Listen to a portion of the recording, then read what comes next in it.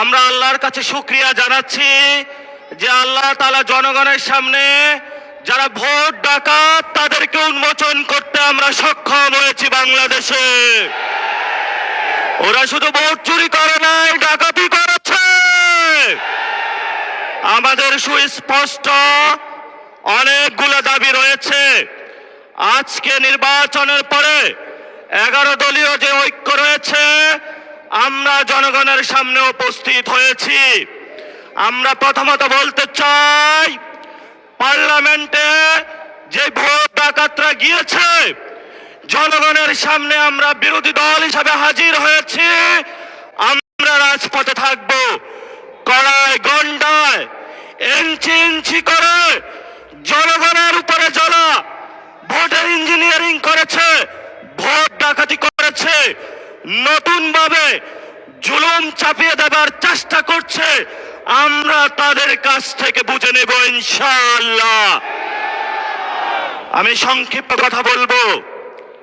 আমাদের ভাই শহীদ উসমান হাদি আজকে আমাদের মধ্যে থাকতে পারতেন।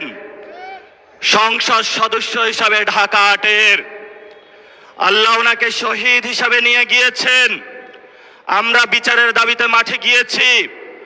আজকেই যেহেতু বিরোধী দলীয় যাত্রা হচ্ছে এই বায়তুল মোকাররম থেকে, আমি সরকারের কাছে আহ্বান জানাবো, দেশের কাছে আহ্বান জানাবো, প্রশাসনের কাছে আহ্বান জানাবো, আপনারা দ্রুত গতিতে শহীদ উসমান হাদি ভাইয়ের হত্যাকাণ্ডের বিচার যাতে হয় সেই উদ্যোগ নিন।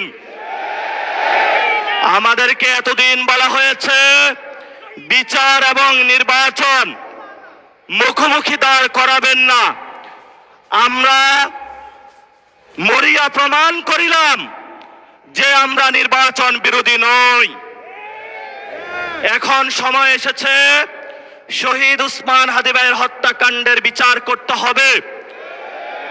তৎকালীন সময়ে সংস্কারের নিয়ে বলা হয়েছিল, সংস্কার এবং নির্বাচন বিরোধী করার চেষ্টা চালানো হয়েছিল, ট্যাগ দেওয়া হয়েছিল ওরা নির্বাচন চায় না। আমরা তোমাদের চোখে আঙ্গুল দিয়ে দেখিয়েছি আমরাই বাংলাদেশে গণতন্ত্র চাই, তোমরা চাও ভোট ডাকাতি করতে।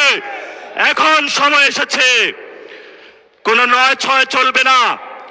সংস্কারে জনগণে যে হ্যাঁ ভোটে ম্যান্ডেট দিয়েছে দ্রুত বাস্তবায়ন করতে হবে। সাথে সাথে বাংলাদেশে সন্ত্রাস, চাঁদাবাজি, দখলদারিত্ব বন্ধ করার উদ্যোগ নিতে হবে। এবং নির্বাচনের আগে আমরা এই বায়তুল মোকাররমে দাঁড়িয়ে একটি প্রটেস্ট করেছিলাম। ভোট ডাকাতির জন্য আমাদের জামাত ইসলামের এক ভাইকে খুন করা হয়েছিল। আমরা বলেছিলাম আমরা আবার আসবো, দ্বিগুণ হয়ে আসবো। এসেছে দ্বিগুণ হয়ে। আমাদের ভাইয়ের হত্যার বিচার বুঝে নিতে হবে। রাজপথ সংগ্রাম জারি রাখতে হবে। যেই বন্ডের উপরে আক্রমণ করা হয়েছে, পেটে লাথি মারা হয়েছে, বুরকা ধরে টান দেওয়া হয়েছে, গুলিবিদ্ধ করা হয়েছে, পা ভাঙা হয়েছে, প্রত্যেকটির হিসাব কড়ায় গন্ডায় আমরা ইঞ্জিনিয়ার তারেক রহমান থেকে বাংলাদেশে বুঝে নেব ইনশাআল্লাহ। আমরা একমাত্র ভয় পাই কার কাছে? আল্লাহ ছাড়া আমরা কারো কাছে ভয় পাই না।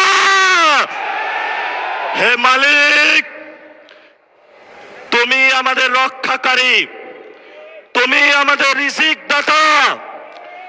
যারা এই বাংলাদেশে জনগণ 17 বছর অপেক্ষা করেছিল, আমাদের অধিকার ছিনিয়ে নিয়েছে, ডাকাতির মাধ্যমে ভাইদেরকে হত্যা করেছে।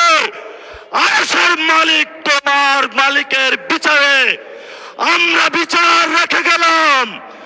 তুমি তাদের দৃষ্টান্তমূলক শাস্তি বাংলার মাটিতে জনগণের সামনে করবে। আমরা আজকে তোমার মসজিদের সামনে বিচার রেখে গেলাম। বাংলাদেশের মানুষ হতাশ হবেন না। লা তাহজান ইন্নাল্লাহ মানা, আল্লাহ আমাদের সাথে আছেন। শক্তিবান আমরা ইনশাআল্লাহ আরো দ্বিগুণ হয়ে পার্লামেন্টে যাব। সবাইকে আসসালাম। সবাই